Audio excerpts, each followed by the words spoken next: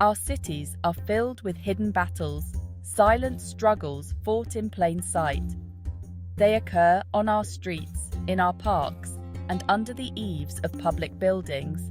These battles are not waged with weapons or words, but with subtle, often unnoticed, elements of design. Benches designed to prevent sleep. Spikes discreetly placed to deter sitting. These are the tools of hostile architecture, a design strategy that prioritizes exclusion over inclusion. Hostile architecture is when cities and transportation authorities and sometimes businesses put features in the architecture to try to keep homeless people away. In Corpus, it's mainly things like these bars on the benches. That way, homeless people can't lay down to rest. This documentary explores the often overlooked reality of hostile architecture and its impact on our urban spaces. We will delve into the ways in which these design choices shape the experience of our cities, particularly for vulnerable populations. By understanding the motivations and consequences of hostile architecture, we can engage in a crucial conversation about the kind of society we want to build. It is a conversation about who belongs and who is excluded, about compassion versus indifference. Ultimately, it is a conversation about the soul of our cities. Hostile architecture, also known as defensive architecture or unpleasant design, refers to the intentional design of public spaces to discourage certain behaviors. Often this means discouraging people from lingering, sleeping, or congregating in these spaces. The intended targets are often those perceived as undesirable: the homeless, skateboarders, youth groups, and even birds. The methods employed are as varied as they are subtle. Benches with armrests in the middle prevent people from lying down. Spikes and studs on ledges deter sitting or skateboarding. Uneven surfaces and sloping designs make sleeping or resting uncomfortable. Bright lights and loud noises discourage loitering. These design elements, while seemingly insignificant, send a clear message: you are not welcome here. The impact of hostile architecture is most keenly felt by vulnerable populations.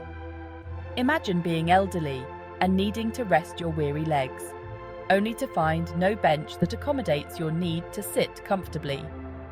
Picture being a person experiencing homelessness, seeking a moment of respite from the elements, only to be met with a landscape that seems designed to repel you. For individuals with disabilities, hostile architecture can be more than just an inconvenience. It can be a barrier to access.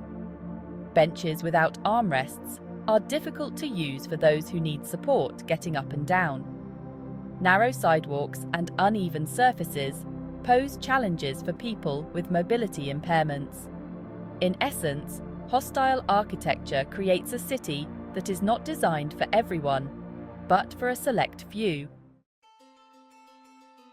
Oh, that is like the most uncomfortable thing I've ever experienced. This ridge right here is going into my spine, and that's on purpose, and this is called hostile architecture. The consequences of hostile architecture extend far beyond physical discomfort. The message conveyed by these designs, that certain individuals are unwelcome and unwanted, can have a profound impact on social cohesion and individual well-being. It reinforces negative stereotypes and perpetuates a cycle of exclusion. When we design public spaces that prioritize exclusion over inclusion, we contribute to a sense of alienation and disenfranchisement. We create a city that is less welcoming, less compassionate, and less humane. This approach not only fails to address the root causes of homelessness, poverty, and social exclusion, but may actually exacerbate them. Proponents of hostile architecture often justify its use as a necessary measure to maintain order and safety in public spaces. They argue that it prevents loitering, vandalism, and other undesirable activities. By deterring these behaviors, they claim, hostile architecture enhances the overall quality of life for everyone. Moreover, they contend that hostile architecture is a more aesthetically pleasing alternative to other security measures, such as fences, gates, and security guards. By blending in with the surrounding environment, they argue, hostile architecture can maintain order without sacrificing aesthetics.